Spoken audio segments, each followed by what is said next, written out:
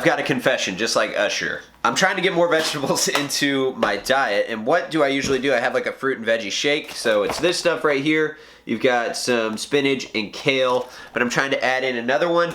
I love green beans. Not the green beans from the can, not frozen green beans. The ones that you buy that are just plain.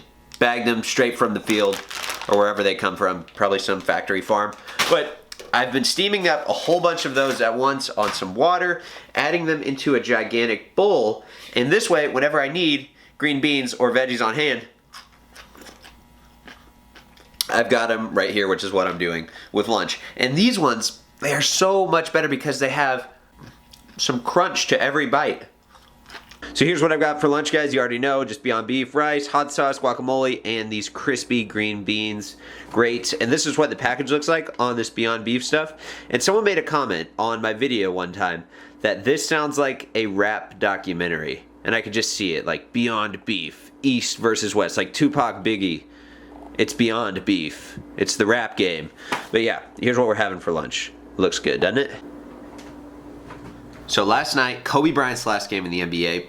What a game. What a game, guys. That was incredible to watch. He's like my all-time favorite player. He's like this generation's, he's like my Michael Jordan. I liked Michael Jordan when I was like 5 years old and he was playing, but I didn't know anything about basketball. I just knew Michael Jordan was really good. But I've got to grow up watching Kobe play, and I've got a story to tell you. I've actually met Kobe Bryant. I've mentioned this before. Check out this picture. So this is a very, very young me on the streets. Check out the Yankees hat. I was in New York, was sitting watching this parade, and I was getting ready to go to the airport. I was there with my family, and this was probably in like 2002 because we went to go see Ground Zero, and there was still like a lot of debris from the World Trade Centers there. So we were there, and then we were getting ready to leave, and I think the Lakers were playing in New Jersey. So Kobe, I guess, was somehow in New York. I see a limo pull up like 5 feet next to me, and I watched this guy get out of a limo. And this was at the time when Kobe had just shaved his afro. He had that afro going on for a while, like in the early 2000s, like 2000, 2001. And I knew it was Kobe Bryant, but I didn't know because he had just shaved his hair. It's kind of like when you first get a haircut or first shave your head bald, you're like, wait a minute, is that my friend or is it someone else?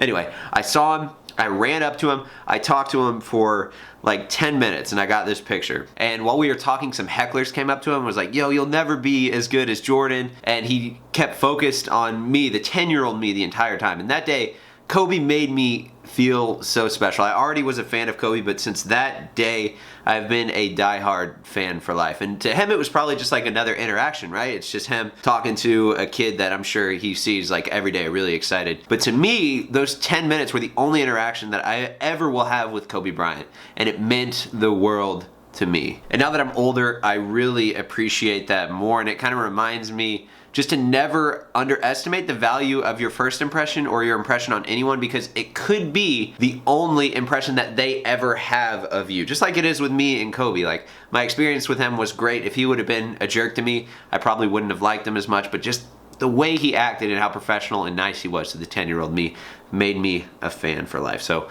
something to remember. Don't ever underestimate the power of your first impression on someone. So I'm off to drop something in the mail, and I've got to run to the mall and return some shoes. I buy shoes very rarely, especially like Nike shoes, but on the topic of Kobe Bryant, since yesterday was his last game, I picked these up. Check them out.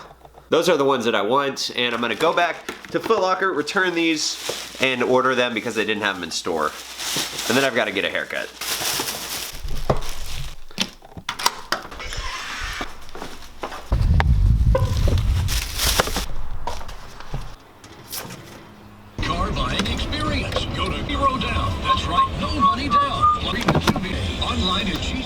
Alright guys, made it to the haircut place. I've lived in Tulsa for like 2 years, but I somehow still get lost. Hair's looking kind of messy, not good at all, so definitely need to clean it up a little bit.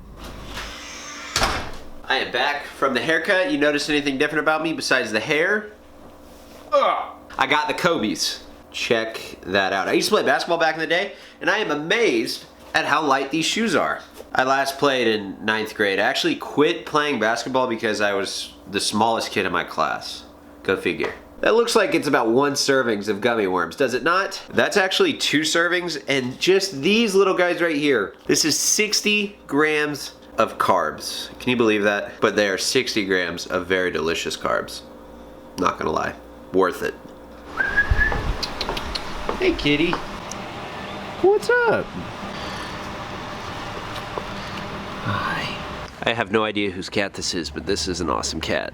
My apartment complex looks like it's turning into a zoo. One cat there, and then another stray cat running up to me, trying to investigate what's going on. Gosh. Oh, whoa. Peace out, cat. Thanks, bro. You're welcome. Every video I bring my workout partners monsters. When is it gonna be my turn to get a monster, bro? Those are sick. Oh, the Kobe's, man. Respect them.